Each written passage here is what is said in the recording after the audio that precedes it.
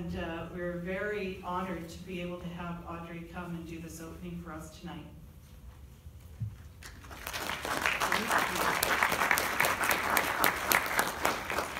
Hi everybody. I always like to start by saying hi Tsdzīwk, acknowledging that you've taken your time and your energy, and with that you are reflecting not only what's important to you, but what you believe is making good changes, and as they say, being the change that we want to see in the world. I say, myriad,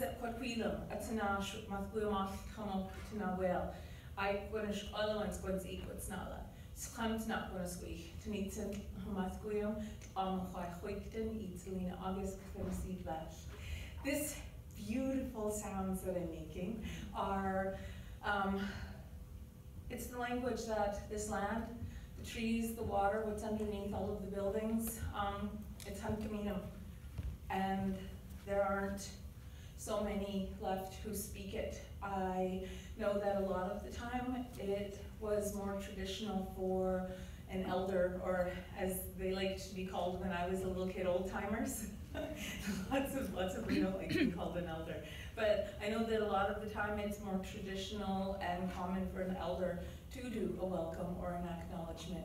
But because we have an increasing number of organizations, events, individuals who would like this particular inclusion and leadership and recognition to start off their events, we need more people to do it. So 5 years ago or so, maybe 4 years ago, I did my first public speaking event in the language, and speaking this language in public is a form of reclamation. I'm able to do it because I have freedom. And when we talk about Carceral Cultures Conference, the 3 words put together, they have a lot of weight and influence. We were speaking earlier about not just incarceration in government institutions, but the prisons a lot of people walk around in personally. And because most people don't know or recognize that they live in these personal prisons, they don't also recognize that they have the key. For me, my prison was the societal conditioning that I was a dirty Indian, that I was a stupid Indian, that I didn't deserve to exist. So as I didn't just educate myself in the most profound education that I have worked on relearning is the education that I find in my culture. So I know quite a few people who have been in and out of jail their whole lives. I know men and women, and the inclusion of our cultures in jails is important, but the overrepresentation of specific populations in not just prison systems, but in random pullovers on the side of the road, and the over and under representations and the connections to be made between what is still colonial, what is still racist, what is still most often patriarchal, and why we have, you look at the violation of human rights in these super prisons they have in the States. You look at the militarization. What about coming from a place of healing? There are some things that, in my community, we had ways of dealing with really heinous offenses, and they were extreme. And for anything that wasn't at that extreme level, we had ways of working together and healing together. Not just penalizing somebody, not just isolating somebody, not just further excluding them. I had a man in my life for quite a few years that when I met him, I didn't know he was just out of jail. I didn't know he was institutionalized, probably to the greatest degree of any human being I've ever met. And the education that he got in jail, the ability to use words and phrases from courses and counseling that he got, but he never actually had the opportunity in the outside world to live a healed life. It made a huge impact on me. So now, a lot of my perspective and experience, I only talk of what I know. I can read things and connect dots for myself, but I speak of my own experiences because that's where I'm strong. So all of us gathering, all of us here with our own shared experiences and recognition of not just what needs to change, but what those changes are and how they happen. This is a huge part of how we actually change the world. And I'm honored to be here with each of you. I was Clint and Zoe. I'm very happy always to be invited, to be included, to represent for ancestors that are in this land still, that go back to the first sunrise. Because I come back to, again, the teachings. We didn't have jails, we didn't have prisons. What we had were spaces that a person or people would be brought to with another small circle of people where they would be afforded every opportunity to heal and grow. And if worse came to worse, the person was then forced out of we had a huge expansive territory of over 40 villages. And there were occasions where we did have heads on stakes and we did have people staked up at low tide, but you look at the inhumane treatment today of what mainstream society would call a criminal. I am a criminal according to the Canadian government. I'm labeled as an activist and a terrorist. I've never broken any of these laws that have been imposed on my land and on my people. Laws that have in fact been the basis of the genocide of Indigenous peoples of this land for over 500 years. So flipping the script, stand in a different place, move to a different perspective and recognize that there are many types of laws, there are many types of punishments, and only coming from those perspectives really limits us with the ability to do good. So over the course of the conference, there are going to be many different events and presentations, and I urge you, check out as many as you can, clear your schedule anywhere you can. I'm going to be doing the same thing. I do work with the Murdered Missing Women's National Inquiry, and my travel schedule is insane, but I often walk to and from events, as I was saying a few minutes ago to Davida, that I'm going to pop in and check out even for a few minutes because I want to connect more. I want to build deeper roots. I want us not just to be connected in our suffering, but as is one of the themes, in our resistance and our rising. I'm rising. Every brown woman in here. You're rising, you're precious, you're sacred. We aren't supposed to exist, yet here we are. So we continue to grow and to heal ourselves and to water and love the people around us, to shine light on them and to bring hope and light into dark spaces where people have been left on their own. And there's a fascinating documentary, the Don brothers. It's Buddhist teachings and practices were brought into one of the, I can't remember the details of it, but it's how, whether it's Buddhism or Christianity or indigenous spirituality, when you bring these bits of light and hope into places where people have been left in the dark, you may well not just be saving a life, but future generations, because that person then may well be able to do what they need to do to free themselves. And what if they have kids? What if they're able to connect more to their community and to leave good behind them? So I'm going to leave you with that and remind each of you to keep shining your lights. And in order to do that, that means you have to take care of yourself too. So again, I say xʷməthkվəy for inviting me and including me and for making space for me, because most of my life I've worked really hard to be invisible and take up as little space as possible. And in the last 5 years, I've gotten comfortable taking up the space that I need.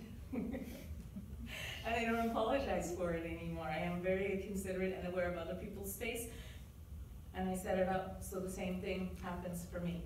So the song that I'm going to sing is a song that a lot of you will know. And I sing this song because we are all warriors. This is a woman's warrior song, a song that was gifted to my community by Martina Pierre to share 5 years ago when we were under the bridge protecting our ancestors together.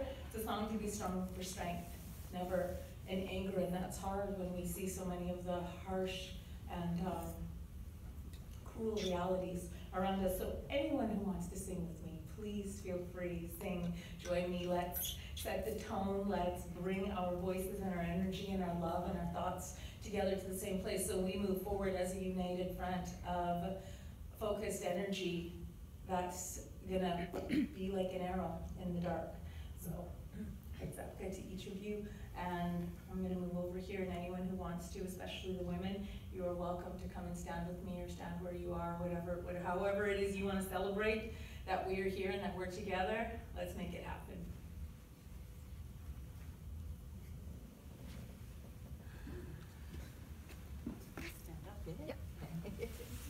And feel free to clap. I'd love to make it interactive. Hey, hey, hey, yeah,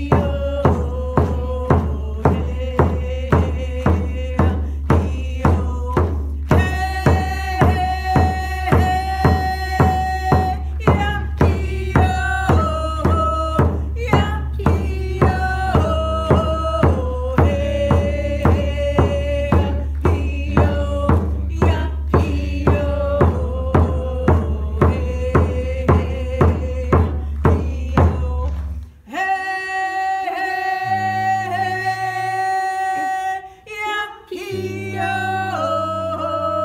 yeah, hee-oh, hey, hey, yeah, hee-oh, yeah, hee-oh, hey, hey,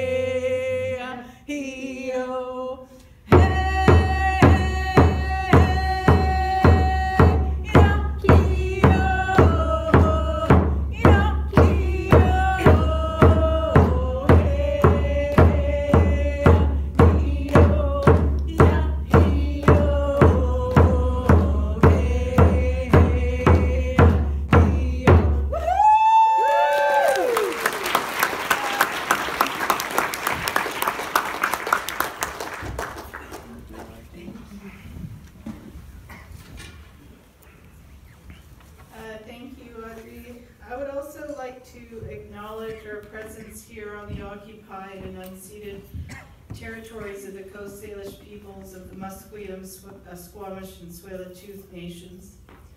Our particular presence here at SFU Woodward's Gold Corp Center for the Arts needs to be acknowledged as we struggle against corporate sponsorships of public university spaces, challenge the ongoing and continual gentrification of the downtown east side, which places greater pressures on people in this neighborhood to find basic forms of sustenance and sustainable housing.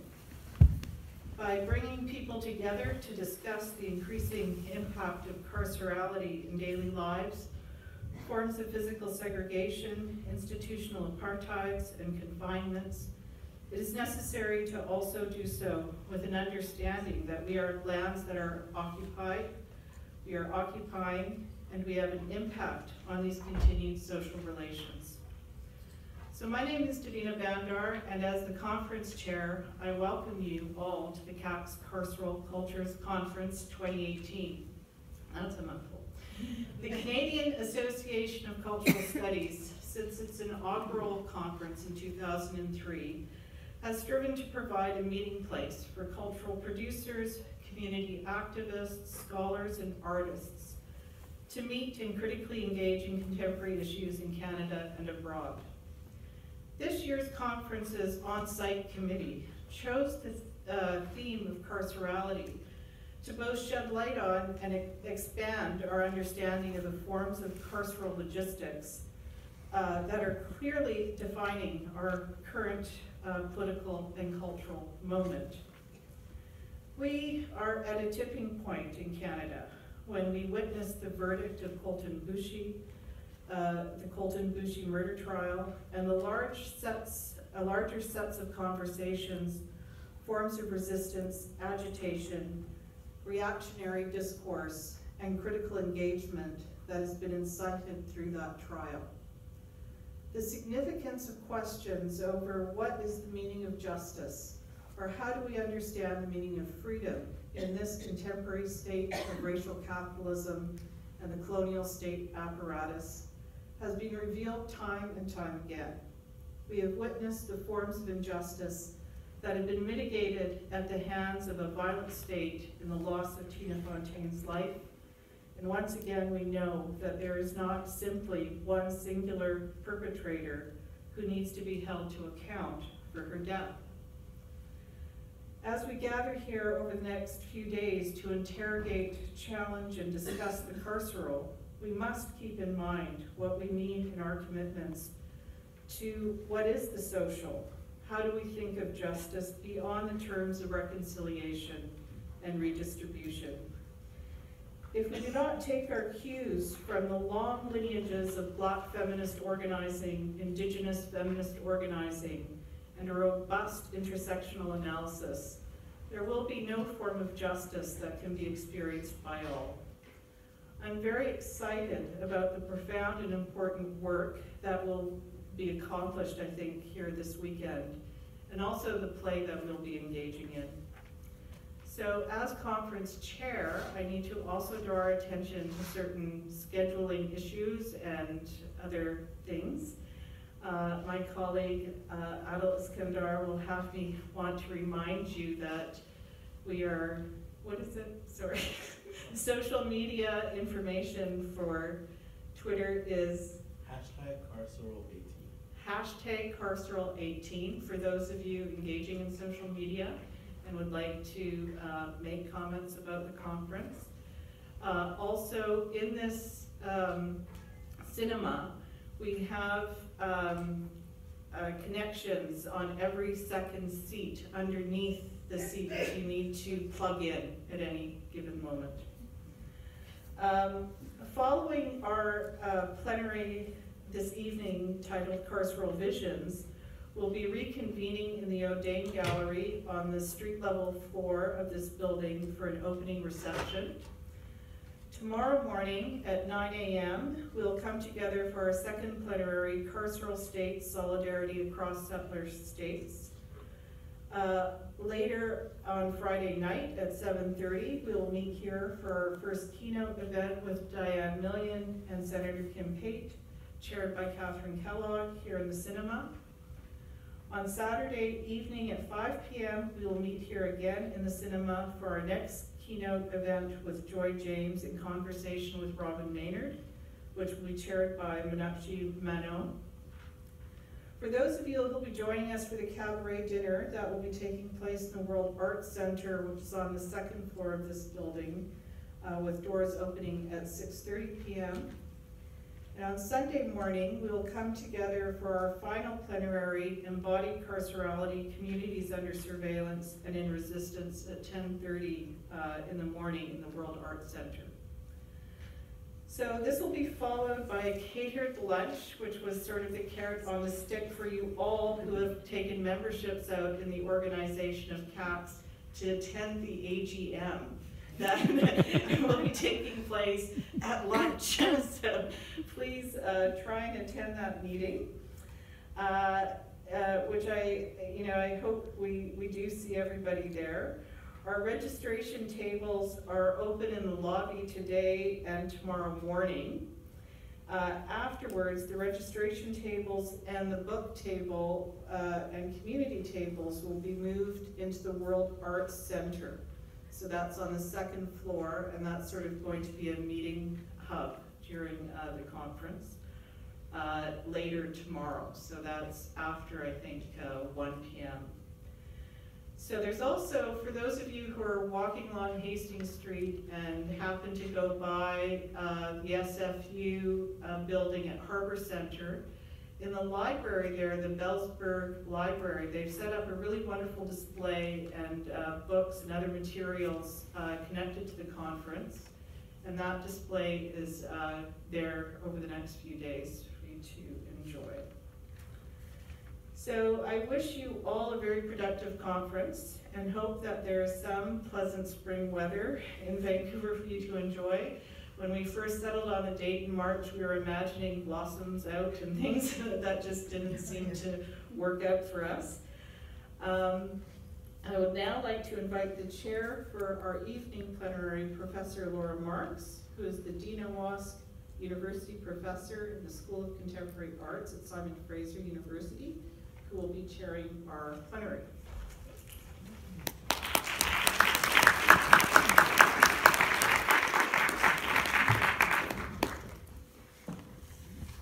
Good evening. It's a real pleasure to be here with all of you and to have the honor of introducing our plenary speakers. And because both of them are very dear old friends to me, I'm going to make a personal introduction which might leave out important facts, and they'll correct them. First, Dr. Dorit Naaman is going to speak, and Dorit teaches in film studies at Queen's University in Kingston, Ontario, and is both a scholar and a documentary maker, always usually dealing with the problems of the country of her birth, Israel, and the Israeli and Palestinian conflict. And I have the greatest admiration for Dorit as an Israeli citizen who has taken really extraordinary measures to try to responsibly act as a colonial settler in that country, and her interactive documentary, Jerusalem We Are Here, is the fruit of many long years of sincere collaboration with Palestinian residents of Jerusalem, and she will be presenting some of that work tonight.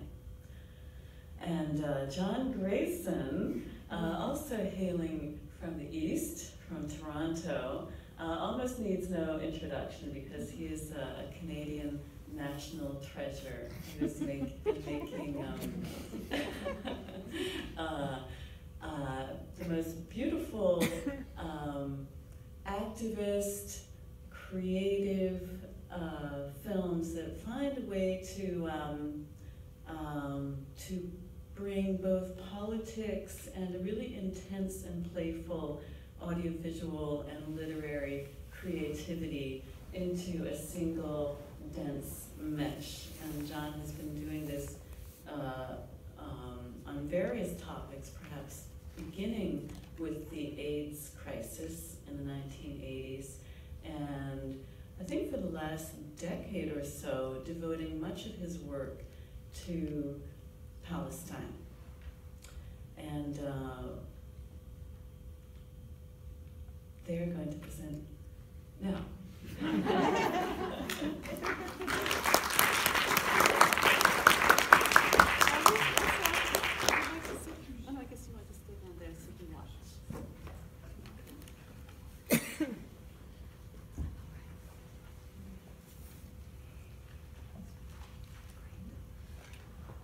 Thank you, Laura, for the lovely introduction, and thank you, Davina and Zoe and the organizing committee for inviting me. I feel very, very honored to be here. I have the dubious pleasure of being twice a settler, once in the country of my birth in Israel, where I'm, despite being sixth generation Jerusalem, I'm part of a settler society, and the second time as an immigrant in Canada, and I mostly feel that as a burden, but also as an opportunity, and I'm going to tease out a few, just very few issues in this presentation. On January 1st, 2018, under pouring rain, I walked into the Offer Military Court in the occupied West Bank. The only thing I was allowed to take with me was my Israeli ID card, a packet of tissues, and a small writing pad and pen. Palestinians, as I was about to find out, are not even allowed pen and paper, but everyone is allowed their cigarettes. I walked in through the entrance designated for Israelis and internationals, mostly lawyers, human rights organization members, journalists, when they actually care, and the occasional Israeli witness, like me.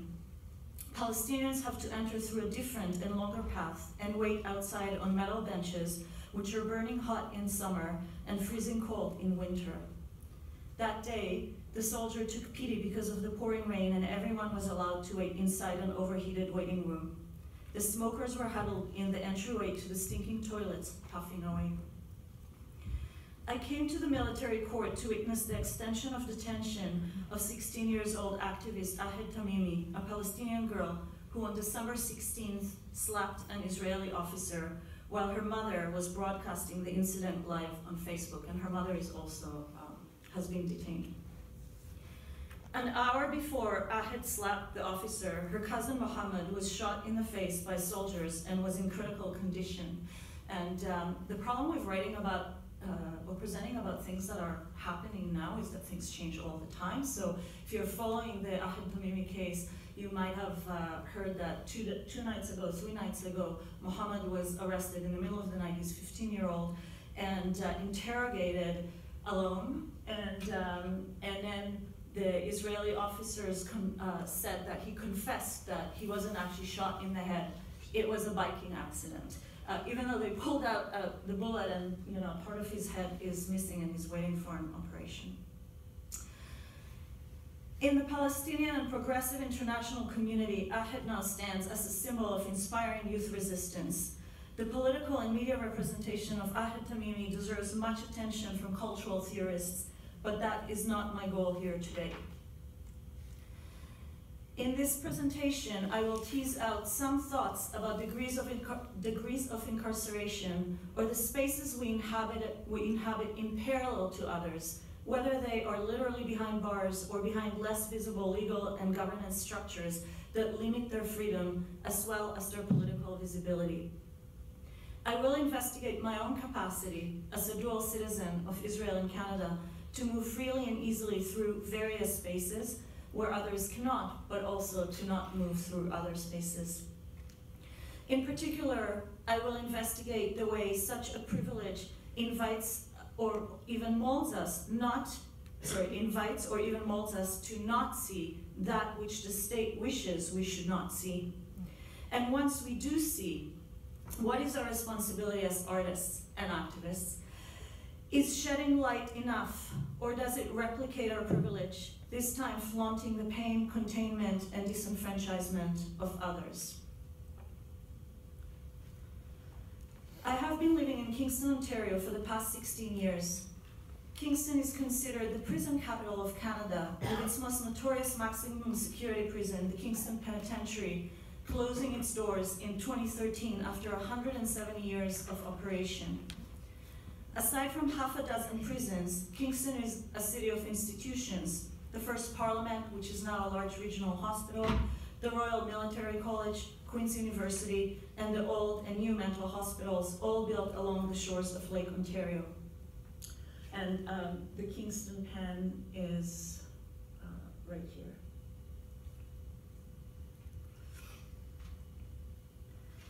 When I cycled or ran by the Kingston Pen before it was closed, I was often resentful that a prison blocked the view of the water.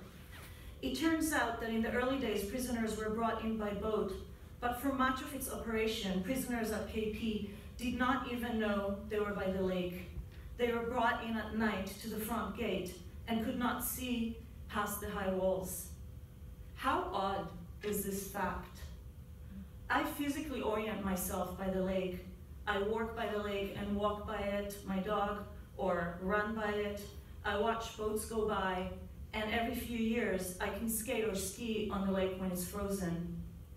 And all this while, the people locked inside did not even know that they were by the water. I tend to imagine this conundrum as a binary. You're either inside or outside, but naturally that is not the reality of Kingston, only my reality. With half a dozen carceral institutions, the prisons are substantial employers in Kingston, so many do traverse between inside and outside. Furthermore, many families of those incarcerated move to Kingston so that they can be near their loved ones and visit regularly. And finally, many of the former inmates decide to live and stay in Kingston after they're released. I share the city's public spaces with all those people, and yet we see and experience different cities. At the very least, there are spaces I can only imagine and they know quite intimately. But where my city stops and there continues is not only a spatial marker, rather it is a fundamental aspect of our lives, that which I can afford not to see, but they cannot, that which to me is unimaginable, and to them a daily reality. My political subjectivity is structured as much by not seeing as by that which I do see. And I do want to say, kind of in parentheses, that with the acquittal, with the Stanley acquittal, and now with the Tina Fontaine trial, I think a lot in the last couple of weeks about there's a lot of talk about this being a watershed moment. This is kind of changes, and there are a lot of settlers who are having this incredible traumatic maybe realization of how broken the justice system is. But of course, who is this a watershed moment for, and who has been experiencing it forever? So who gets to see and who doesn't get to see, and what happens when we start seeing? Those are things that I'm really occupied by. Since the KP has closed down as a prison, there has been a debate about its future, as it is situated on a prime real estate location. For now, the St. Lawrence Parks Commission runs tours of the prison, and former guards are available to answer questions and tell stories. On a fall day in 2017, I take the extended tour, and as soon as we enter the main gates, I am overwhelmed by the vast emptiness which overflows with invisible but very palpable pain. The guide script skillfully maneuvers from facts to perspectives of wardens, guards, teachers, and doctors, to some stories about unnamed and unindividuated inmates, and of course, the unavoidable but rare and witty escape stories, and a few prisoners' riots. It is a ripe sight, seducing us with voyeurism and curiosity. The script is careful not to sensationalize KP and the inmates, but I'm struck by how under the cloak of privacy, we are not invited in any serious way to engage emotionally beyond the most cursory sympathy. There is a powerful discord between the young guide's informative and friendly tone and my experience of the space as heavily haunted. For almost 100 years, prisoners at KP were not allowed to speak or make any noise. I would have never survived that, I think to myself. And as we see the claustrophobic cells, I know I would have gone utterly mad if I was incarcerated. And with the mental hospital so very close to KP, I think of other forms of incarceration. How fragile and temporary our agency is, and yet we tell ourselves we have all these rights that are enshrined in our notions of citizenship and democracy. Back at the Offer Military Court, I'm well aware that the Israeli democracy only protects the agency and sovereignty of some. Ahed's detention extension is my second time as a witness at the court, so I know what to expect. The West Bank has over 2.5 million Palestinians and 500,000 Israelis, but the military court only tries the occupied Palestinians, not the sovereign Israelis. The military prosecutors are promoted to be judges, and the court has over 99% conviction rate. The proceedings are a well-scripted show, and we're all participating with our pre-designated roles. I can barely follow the Hebrew over the booming voice of the soldier offering simultaneous translation in Arabic, but the proceedings seemed to be of interest only to the defense lawyer. Both the judge and the prosecution lawyers are lethargic, if not out and out bored.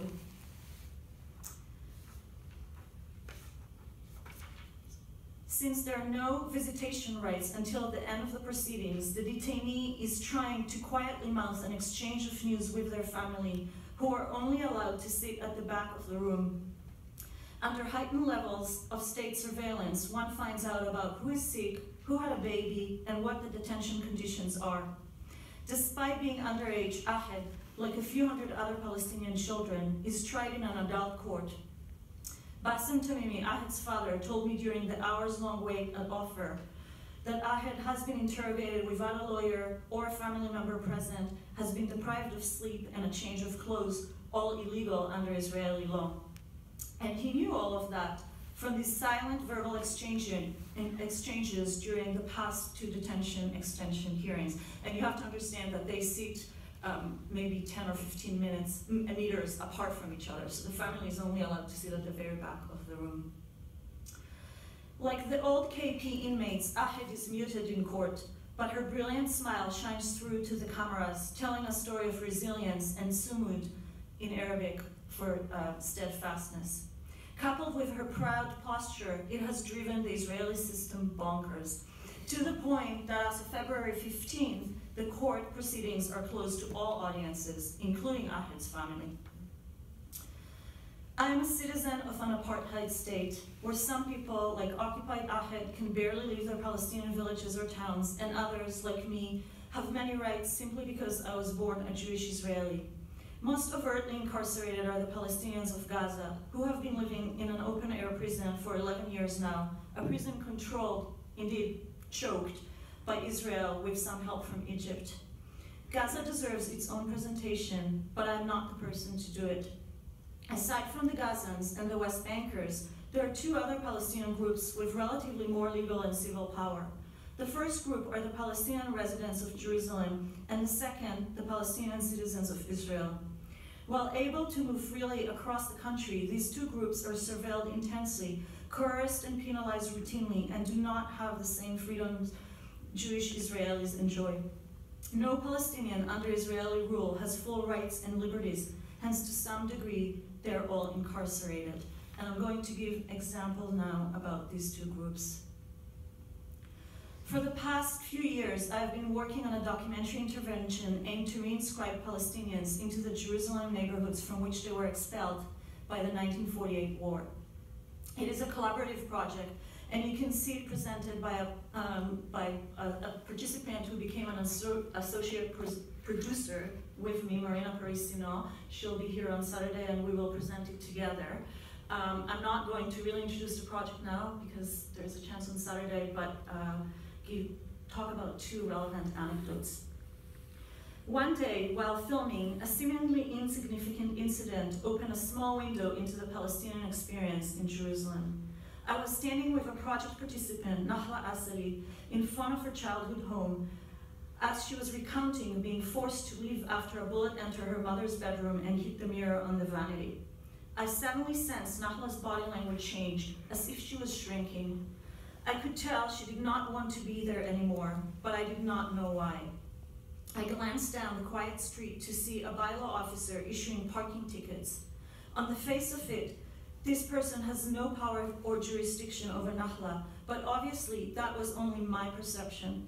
Jerusalem is united by Israeli law, and Nahla can be in any part of it, including her neighborhood of birth, but I already knew that the only Palestinians one sees in those once Palestinian neighborhoods are construction workers whose labor is used to gentrify the area. For people like Nahla, entering the neighborhood is stressful at best and often traumatic experience. We moved from the bylaw officer and never discussed it, but the moment was a catalyst for me. At first, I was focused on the level of fear and intimidation Nahla experienced in the face of anyone symbolizing state power. It was shocking to me that I never understood how disempowered and disenfranchised permanent residents of the state can feel. As in the days that followed this seemingly minor interaction, a realization solidified. It may seem silly now, but when I embarked on this project, I imagined short short films projected on houses in the neighborhood where people walked from house to house, conversed, and met each other. As an Israeli, I had a strong urge to bring the Palestinian stories into Israeli space and discourse, to make the Palestinians somehow present in the space, even if just virtually. I knew that the majority of Palestinians have no access to Jerusalem. Those in the Arab world cannot come at all, and those in the West Bank require special permits that they rarely receive. But until we watched the bylaw officer, I did not realize how inhospitable the space is for those Palestinians who do have legal access. Even though the architecture and gardens are powerful reminders of the origins of the neighborhood, the Palestinians themselves are always suspect, always at risk, being made to feel like intruders. Now I was at a crossroad. For 2 years, I had been working with Palestinians to collect their stories, and together we produced short videos. I developed relationships of trust, respect, and mutual interest in the project taking a public life.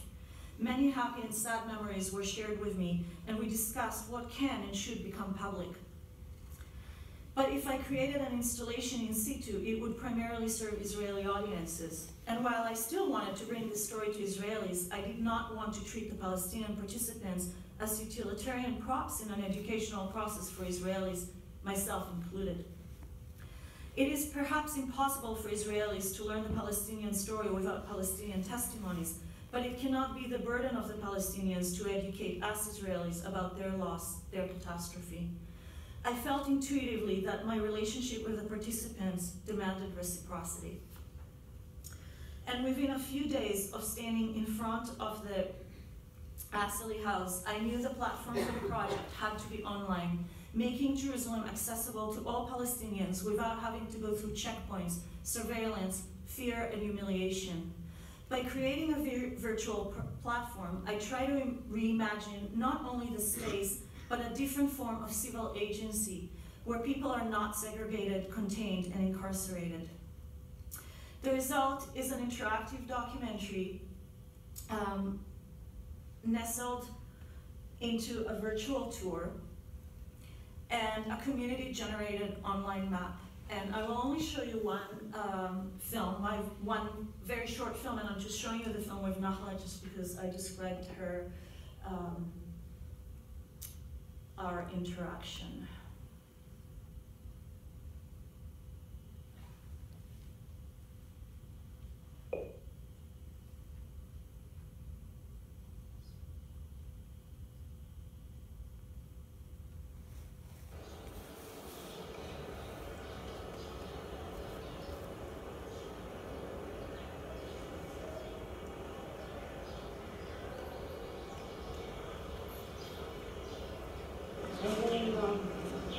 The kitchen and the bathroom.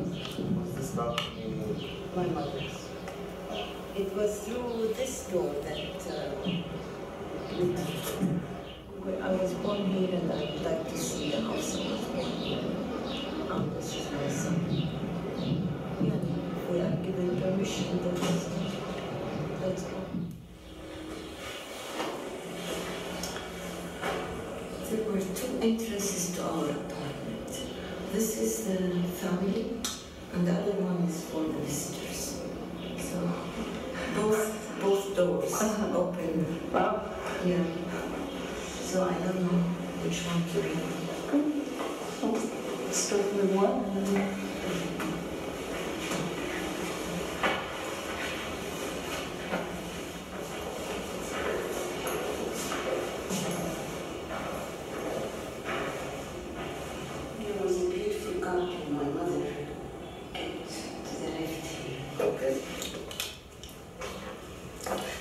So you're not in Israel now?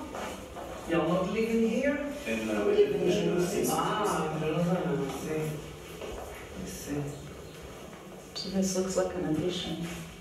No, not addition, no. It's not addition.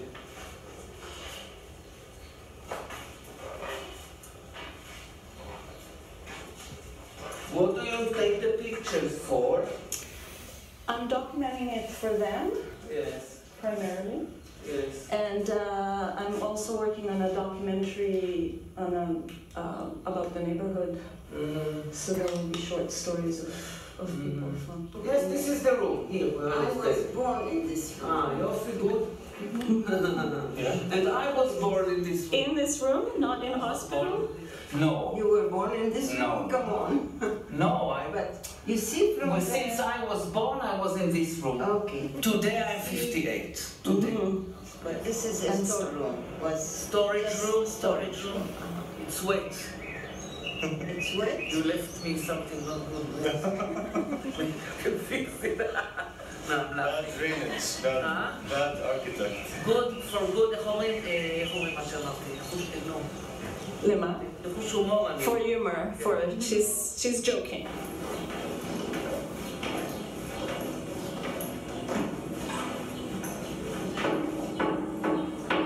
I like this.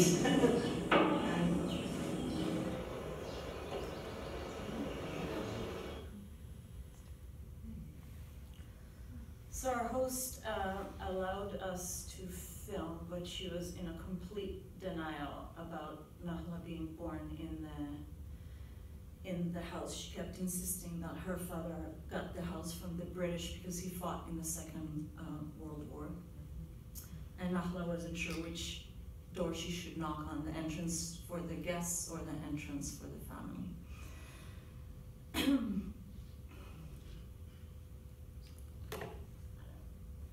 In July 2017, in the Jerusalem Cinematheque, I presented the project to some 60 Israelis, mostly extended family and friends.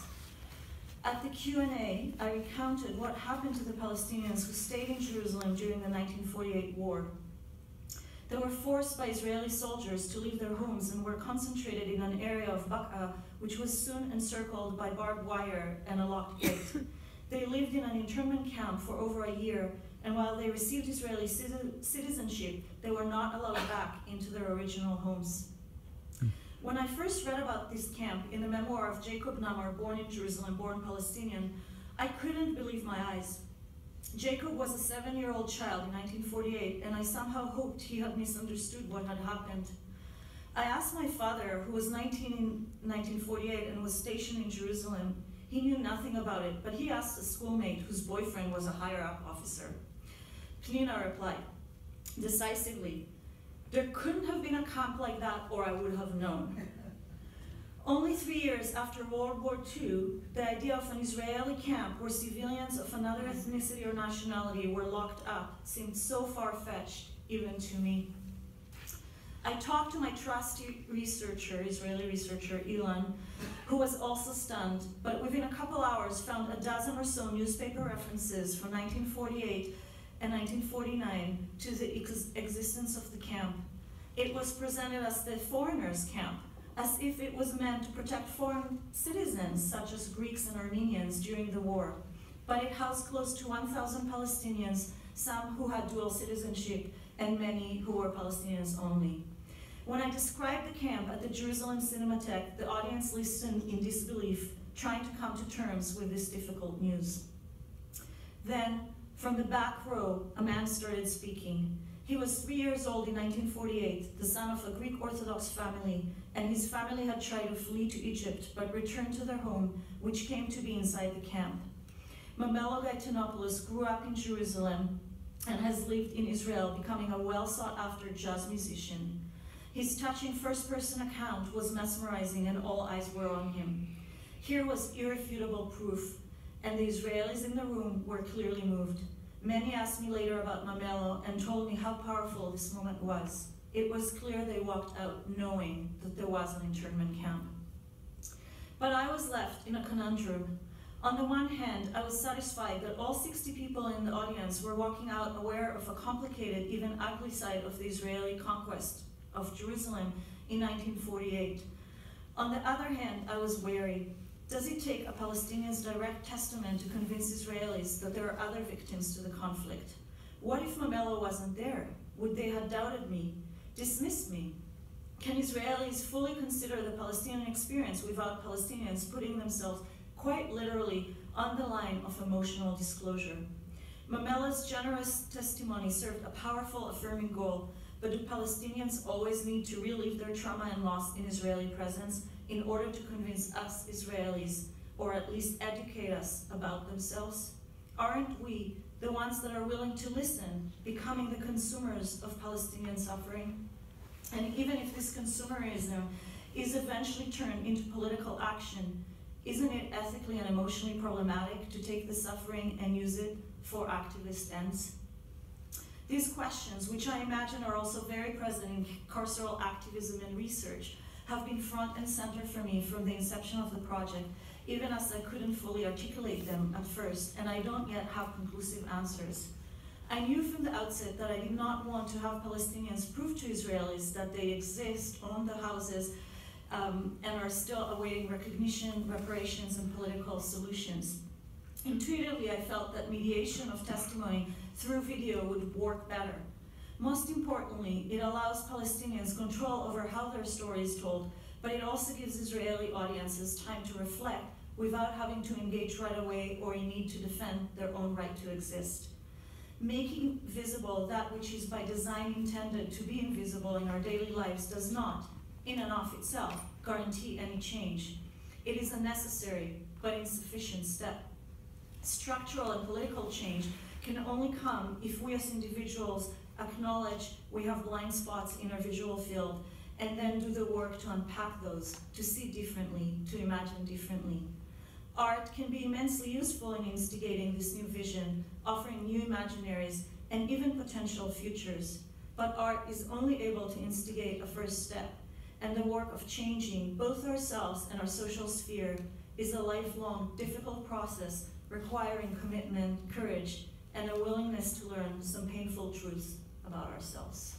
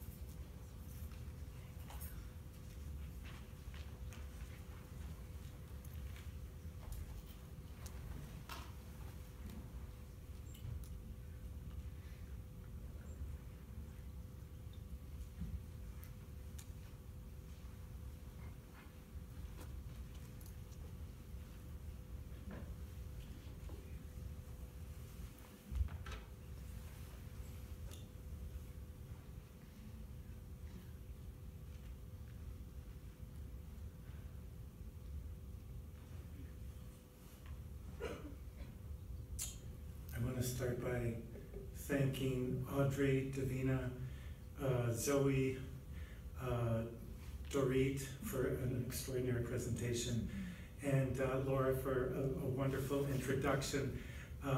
You suggested I might be going for a dense mesh, and I hope it doesn't become a dense mess.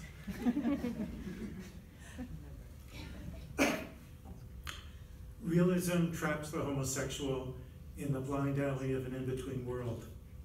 Thus reads the cover blurb of the 1967 pulp cozy book, When Men Meet, concerning the erotic entanglements of men in prison. Realism traps the homosexual. The denunciation joins the well-enshrined 200-plus-year tradition of realism bashing by artists, homosexual and otherwise, arguing against the practice from all sides of the ideological spectrum, for reasons by turns aesthetic and political. Yet the tactic of realism, despite the best efforts of Williams and cozy books, arguably remains a dominant tactic for depicting the underdog lives of men in prison, from Shawshank and Kiss to Scum at Midnight and Prophet, each partaking of the easy empathy, reductive moralism, and queasy spectacle that the tradition so often traffics in. Take Fortune in Men's Eyes, the Canadian film based on the 1967 award-winning play by John Herbert, the same year as When Men Meet, loosely derived from Herbert's 4 months imprisonment in a youth reformatory in 1947 following a police entrapment conviction for simply wearing drag. Fortune has been produced in 100 countries, translated into 40 languages, and remains the most published, most celebrated, and perhaps the most forgotten of English Canadian plays and films. Yet, like so much well-meaning realism, it hasn't aged particularly well, despite its incredible courage at the time. Remembered today perhaps mostly as a melodramatic anomaly from Canada's tax shelter years.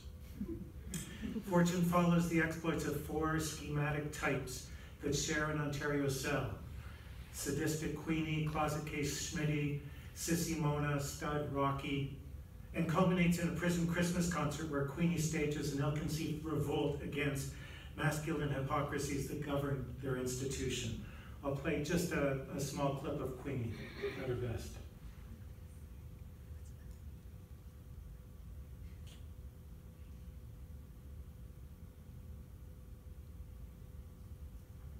And we should have some volume.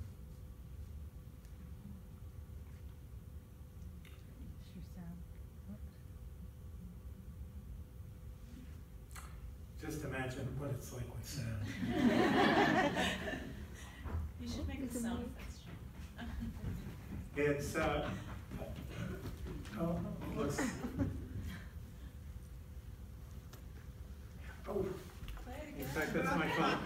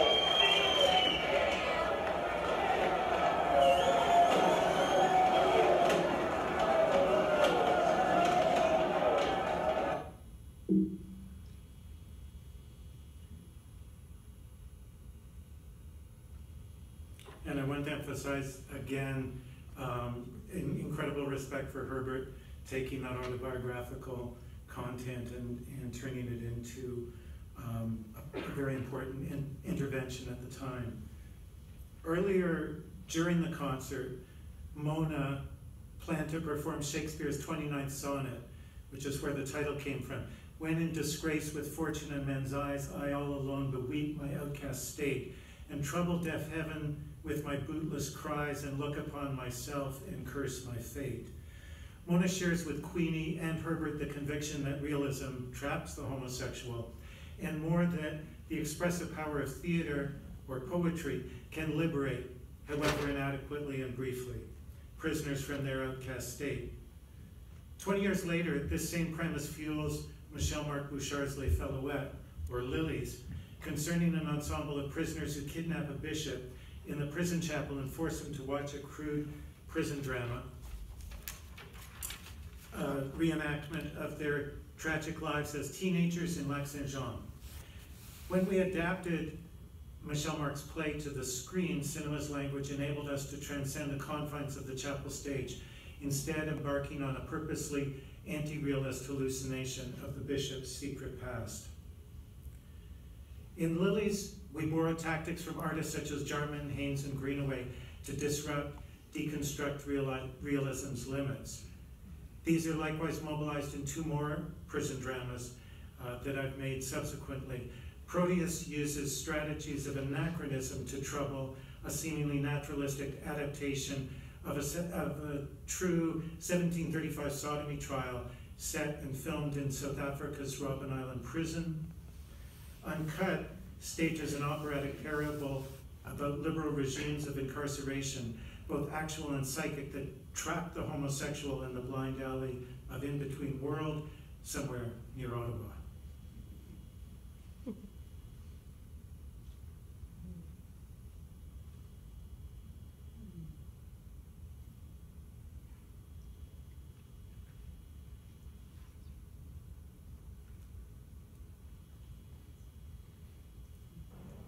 Action. Investigation. تحقيق. تحقيق. Guard. سجان. سجان. When London, Ontario Dr. Tarek Lobani and I were caught in a police roundup in Cairo in 2013 and held for 50 days following demonstrations protesting the notorious Rabba massacre, we found ourselves sharing a cell with 34 other men, a full spectrum of Egyptian society, from students and construction workers to blacksmiths and chemistry professors. In the evenings, we would take turns delivering lectures on a wide range of topics. For instance, one Muslim Brotherhood stalwart, whose day job was in HR, delivered a highly practical talk about how to update your CV to conceal your time in prison. When it was my turn, they asked for something autobiographical, curious to know more about this alien, monolingual Toronto filmmaker in their midst. I began with the observation that in the past decade, I'd made 3 films about prison, yet had never spent a night in jail, explaining that's the Canadian way. First we make the films, then we do the research. With the help of Tarek and 3 others, and channeling the prison play tradition of Lilies and Fortune in Men's Eyes, we staged 2 versions of our arrest with homemade props, following the dialectics of Aristotle concerning the efficacy of tragedy versus comedy. The tragic version emphasized the cop's discovery of Tarek's stethoscope, made from wires in a juice box. Well, the comedy version turned on the cop's discovery of my ice cream wrapper. Both were based on exactly what had happened, but chose to emphasize different moments in the narrative, employing distinct tactics of theatrical realism to vastly different effect. Following the performance of the 2 versions, we held a spirited debate about the efficacy of each. The vast majority voted for tragedy, but a few spoke up in favor of comedy, arguing that through satiric exaggeration, the ice cream wrapper detail best brought out the farcical injustice that had characterized so many of our arrests.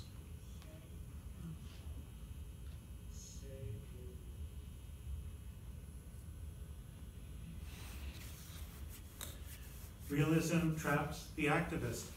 Palestinian director Ray Andoni heeded this edict and chose in his autobiographical hybrid feature, Ghost Hunting, to refuse naturalism's powerful siren songs in favor of a deconstructive and then reconstructive staging of fragmented scenes. Placing an ad in newspapers seeking participants who'd likewise had done time in Israel's notorious Musqueam interrogation center without charges. Andoni and his collaborators collectively built a replica of the jail in an empty warehouse, and then together explored the ethics and insights of restaging their own lived experiences for the camera. A watered-down version of this tactic of staging real life will be deployed in Madeleine Sackler's forthcoming OG, where actors such as Jeffrey Wright and real-life cons such as Thatoas Carter, pictured here with Sackler, will render naturalistic scenes of everyday life in Indiana's Pendleton Penitentiary. Sackler's sincere prison activism is complicated by her real-life status as a Purdue pharmaceutical heir, a company which, of course, has made considerable billions off their aggressively marketed OxyContin, the drug which has turbocharged both today's conjoined epidemics of drugs and incarceration. Realism traps the documentarian. This might serve as the mantra of the late Harun Farouki, who in his 2000 I Thought I Was Seeing Convicts used split-screen forensic techniques to deconstruct surveillance cam footage that his research team had sourced from a California prison where guards placed bets on prisoners purposely goaded into fighting each other in the yard. Here the voyeurism of surveillance regimes themselves are put under the microscope and on trial. Realism traps the artist. Realism often isn't an option for the artist making work about prison, where a ban on cameras ensures that first-person prison stories can't be easily recorded for public engagement. Some artists have made this set of representational handcuffs an asset, purposely looking away from the frontline bodies that typically shape our prison narratives to instead represent the architectures and geographies of incarceration itself. Red Stories, The Prison in 12 Landscapes, unforgettably turns her camera back around on the seemingly invisible building blocks of the larger prison industrial complex, capturing the complexities of so many lives imbricated in the logic of carceral economies.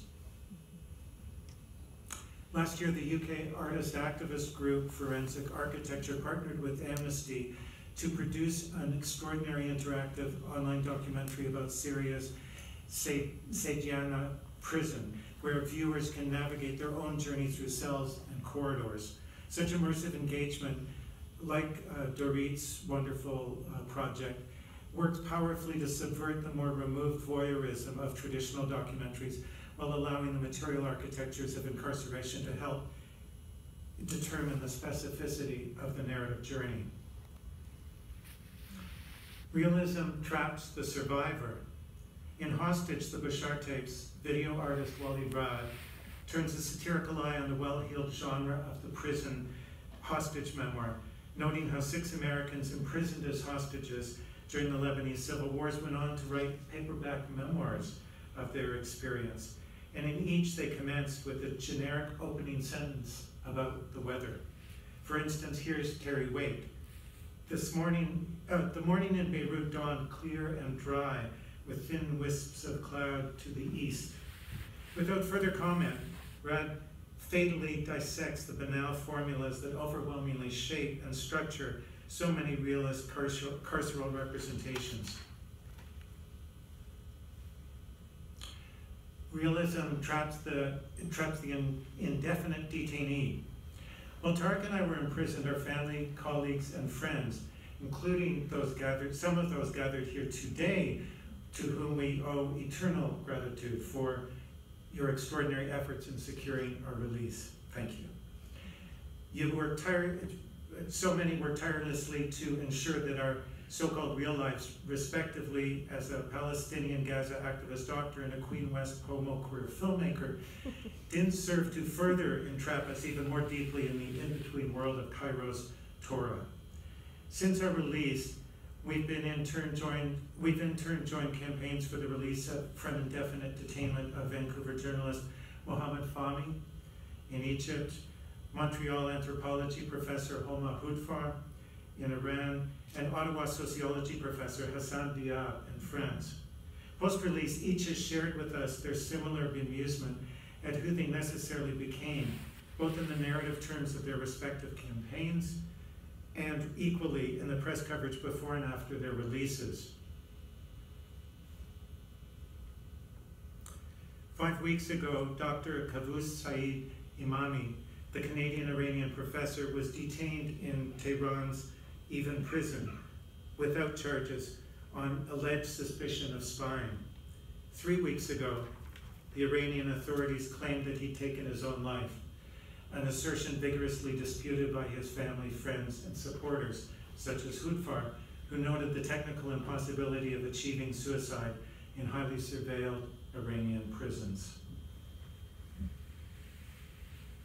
Imami's case reminds us all in unequivocal terms of the terrifying realities that shape so many indefinite detentions of numerous citizens, dual and otherwise, by varied regimes in France and the US, as much as Egypt and Iran. Activists rightly accuse the Canadian government of negligence for not responding appropriately to such cases.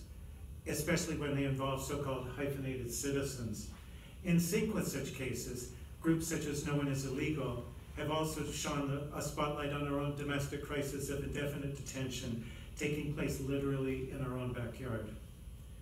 When Tarek and I returned from Cairo, one of the first trips we took with No One Is Illegal was to the Lindsay Correctional Center, where detainees have been held for weeks, months, even years without charges, victims of a migrant detention regime that denies basic rights of habeas corpus. Our visits with the prisoners there were unforgettable, comparing stories with them about prison conditions. It was chilling, for instance, to realize that the rudimentary rice, beans, and occasional vegetables from Tor's prison garden that we had daily had in fact been a more healthy diet than the high-sodium, highly processed food that the Lindsay prisoners are subjected to. One prisoner, a bisexual young father, was due to be deported to Sri Lanka. And I can't say back to Sri Lanka because it was a country he hadn't seen since leaving there at age 7. These were just some of the stories that we learned about that day. Growing out of her work with No One Is Illegal, Toronto artist Tings Chak has created a series of artist projects about Lindsay, including videos, installations, a graphic novel. Each attempts to work against the limits and restraints of narrow realist traditions of representing incarceration, instead using hybrid tools to discover more complicated descriptive systems for what she has researched and witnessed. Along with Andoni, Story, Rad, Faroki, and many others, she is not so much refusing the traps of realism as she is critically engaging with the complexities and limits of such representational practices by turns, fragmented, conditional, dialectical. With the Fortune and Menzies sonnet, Mona turned to the poetry of Shakespeare in a vain attempt to transcend incarceration, if only for a minute. No One Is Illegal introduced me to the Special Investigations Unit archive of press releases, 15 years worth of official explanations for why Ontario police officers are almost never charged in deaths involving civilians, despite overwhelming evidence to the contrary. One particular press release was unforgettable, coldly describing the death of a Lindsay prisoner named Ibrahim Hassan, who had been transferred to a Peterborough jail and who was suffocated with a towel by 2 guards. In the spirit of Mona, I chose to take apart the smug realism of that chilling exoneration of the 2 guards, word by word, making a sonnet out of Hassan's silence, using the SIU's own words.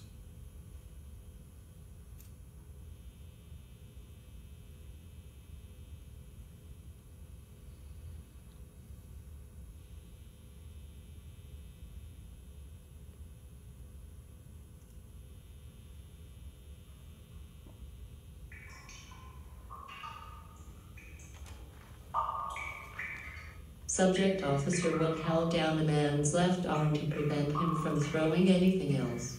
Subject. Officer 2 used a towel to cover the man's mouth and hold his head against the bed.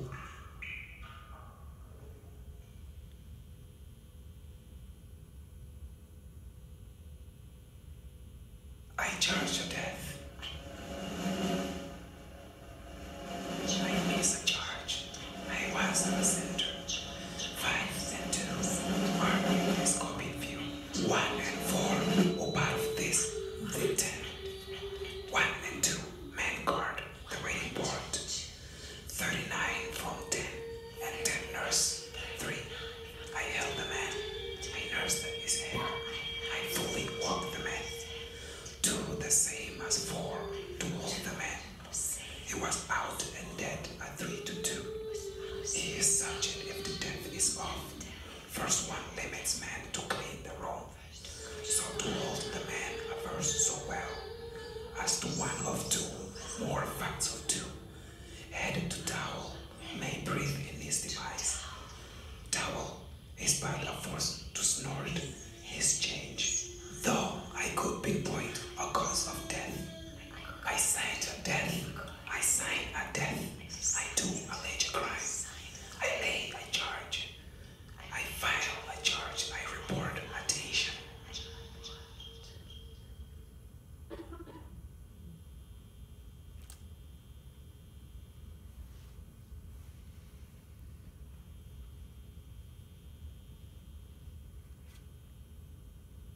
Suddenly, the man stopped moving. It was determined that he was without vital signs and resuscitation efforts were performed.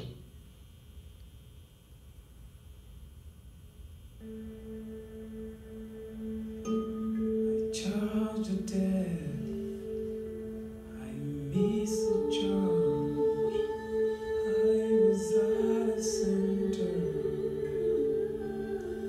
5 and 2 are in this copy view, and 1 and 4 were part of these that died,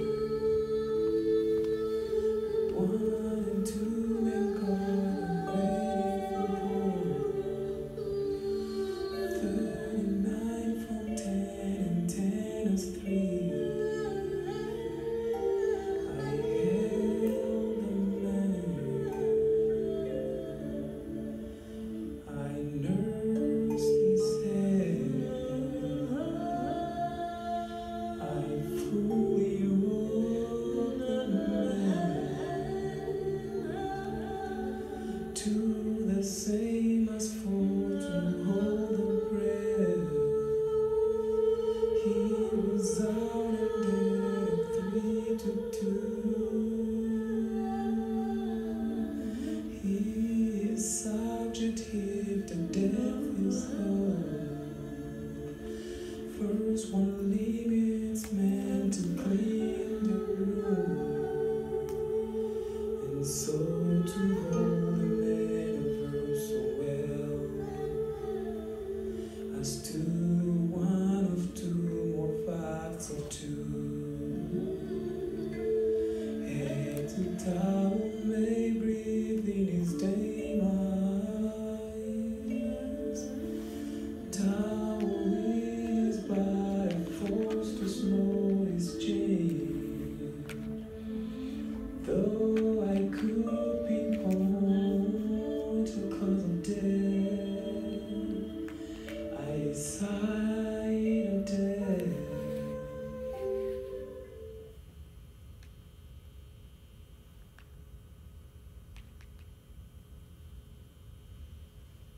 This raises the concern that he may have been unable to breathe, which in turn led to his demise. The available evidence does not support that conclusion. I charge of death. I charge of death. I was at the center. 5 and 2 and in this copy view. 1 and 4 part of this detail. 1 and 2 and guard the waiting. 39 from 10 and 10 is 3.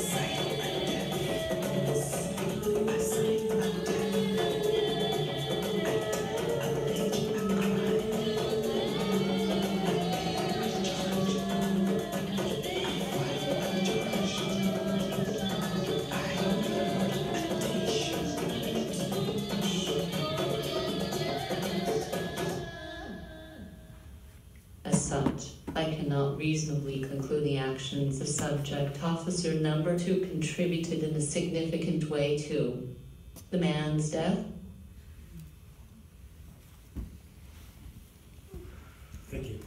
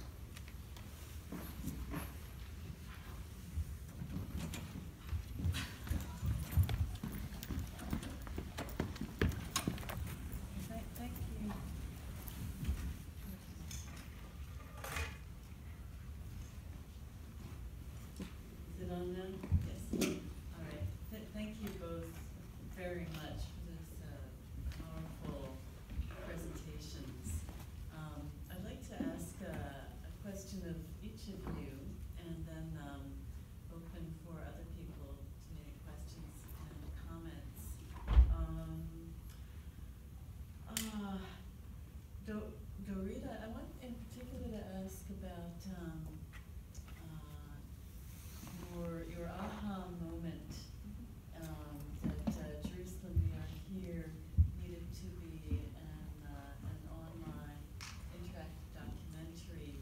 And this reminds me of something that the Palestinian video artist and curator Bashir Mahul wrote, that being able to stream videos actually created a Palestinian nation in diaspora, as well as permitting, for example, people in Gaza and the West Bank and other parts to communicate with each other. But what that does, yeah, so that it's a very interesting provocation that the nation is constituted online in part. And would you talk about that? I mean, we know that the nation is imagined, even when we share from coast to coast, our experience is so different. But certainly, I think for diasporic communities, technology and new media has made huge inroads into creating other spaces for meetings. And one of the things that happened through this project is that people met each other. And because it's not, the community it's spread under duress, and people reestablish themselves, and then sometimes connections were created through the project. And that was really incredible. And also the ability to take somebody there is a film where we take somebody on a Skype walk through the route that his grandfather used to take him as a child. So the ability to kind of make those interventions, or after the project came out, I was guiding a Lebanese man in his 80s. He was in Beirut. I was sitting in my office in Kingston, and I was trying to take him to he had a hard time operating the system, and I was trying to take him to his family home, but he didn't understand how for me to share my screen with him. So basically I was blind guiding him, and when we got to his home, he just started to cry, and it was this incredible thing. And it's incredible, especially because so much can be done with so little. So the platform was expensive to be custom built, but all the work, like using Skype and using Google Street View and Google Maps, and layering on top of that using a open source aerial mapping technology, and a lot of it can be done. So there are a lot of opportunities. I'll quell my other questions for you, and ask a question of you, John, on your advocacy of techniques other than realism. Is adamant throughout your project, and especially advocating a kind of very disjunctive collage, that painfully disjunctive, but also producing like pleasure and surprise. And I think your entire oeuvre has done that in different ways. And I have a kind of casual question for you. I think probably when you were in the jail in Egypt, you experienced a lot of Egyptian humor. And I mean, Adel can maybe elaborate, but my understanding of the use of humor in Egypt is that it's a way that people, over a long time have managed to deal with dictatorship, things not working, everyday problems, terrible injustice, and humor, I think, works by this kind of managing a contrast.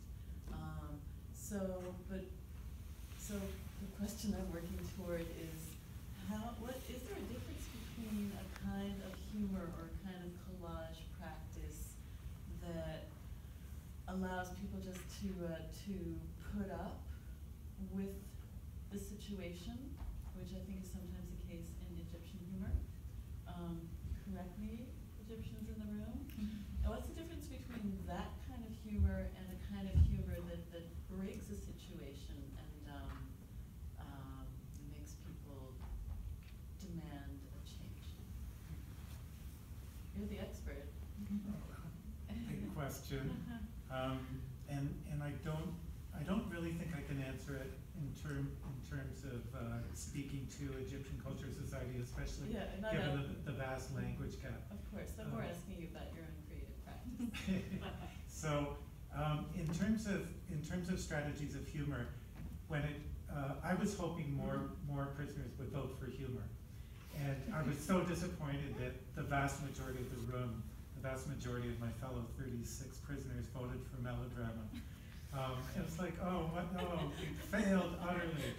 But there were a couple brave voices who spoke up in favor of humor, and it was particularly that idea of satire. And satire can start to get to some of the utterly surreal experience of that particular roundup in the aftermath of Bravo. And these guys from all walks of life, half of the 36 had never been on a demo in their lives before. But in response to the massacre the day before, they felt that was what had forced them out on the streets to just stand and be counted. And for their troubles, of course, they were swept up. And of course, some are still in prison. And Tarek and I, as much as we've been able to, have tried to keep in touch. But despite the digital universe we live in, which allows for connections across borders, those connections with those guys has been almost impossible to maintain. So. I will just say that it's one other consideration for me for going online was this idea that a linear documentary or linear fiction film, the chances of that screening in the Middle East are close to zero because there's so few. I can't imagine a project like mine showing in Jordan because it will bring up questions that Jordanians don't want to ask about 48 and what happened. So making it available online, which is of course only available to people who have access to online technology, but in a way at this moment in time in the Middle East it makes it more available. So. Not in prison. Do other people have questions or comments?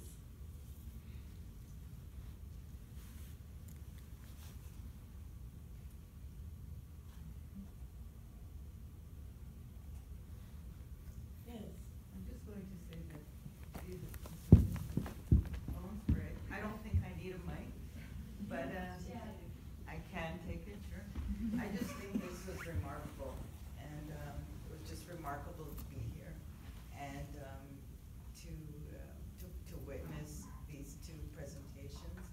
And I just want to thank you both. I don't have a question, but I want to thank you both for the work that you presented here, and certainly really makes me want to see the rest of the work.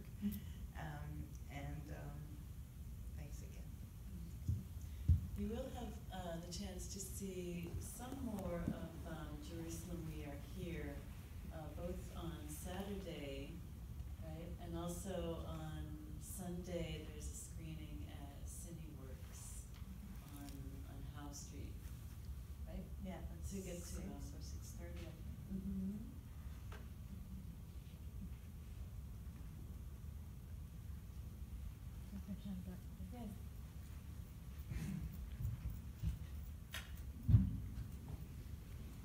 Yeah. Thank you very much for both the presentations. They were very interesting. Maybe a bit of a poke at John Greyson's full-throated defense of 1980s postmodernism. And I mean, to be serious, I mean, if you want to be dialectical, how would you then turn around and say, what are the limits, or what are the problems, or what are the what doesn't work in terms of a more disjunctive or appropriative, I mean the appropriation you're doing of the SUI press releases, what does not work in that form of a documentary or of a memorial? I think you were doing a memorial there. I mean, I think it works, but I mean, if you want to be properly dialectical, you also have to say, I think, that, you know, that there are limits to what a more disjunctive or, you know, laying bare the device aesthetic can accomplish. Is there anything you can do with that question?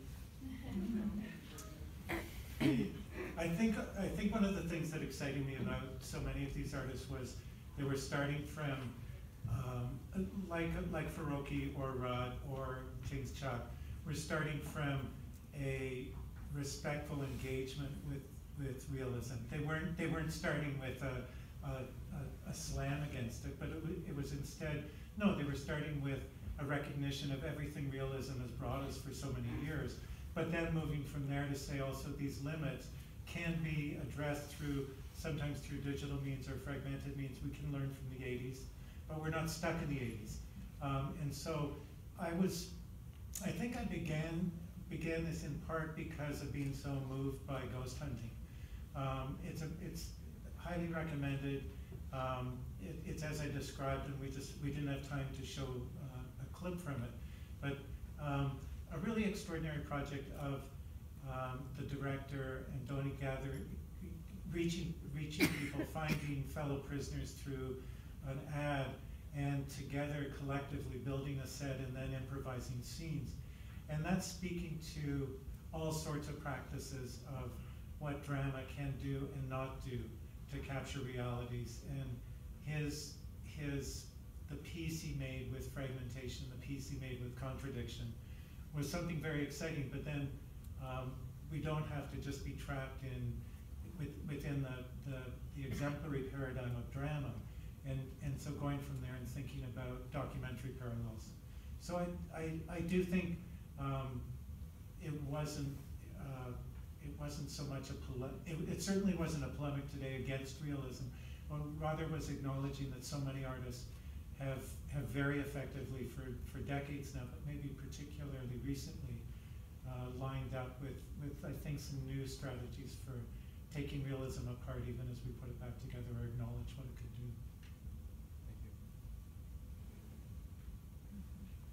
Yes.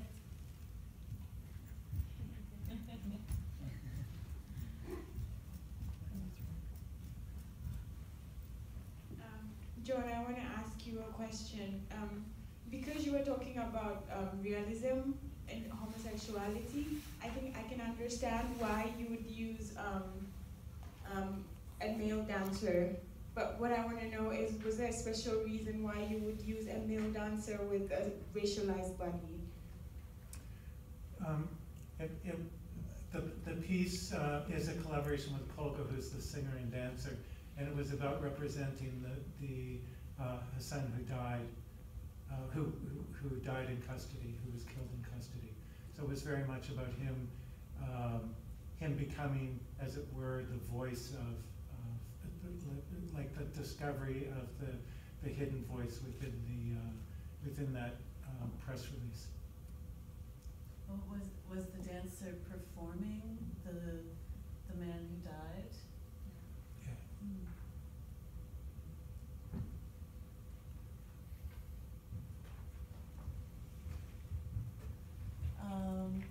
I'd be happy to field other questions and comments. Yes, please.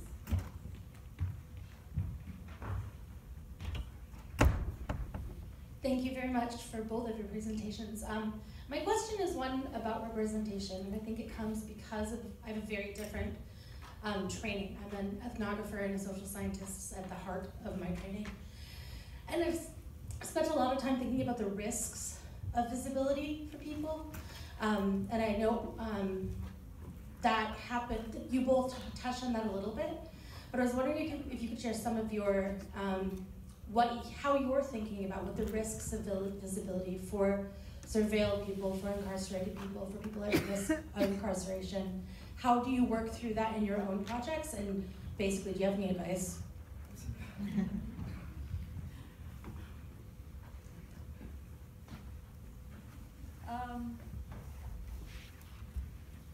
Yeah, it's difficult. I think that it's really really, for me, it was a very long process. So it took me 6 years to do this project, and so much of it was about working very closely with people and building trust, and then editing together. I would share my screen sometimes. Whoa. Try to actually get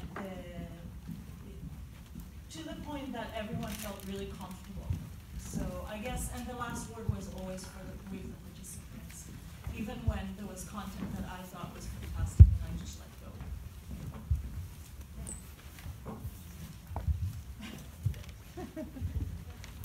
I'm so jealous of you guys because you get to see these placards properly. What amazing action. Thank you. Woohoo! Yeah.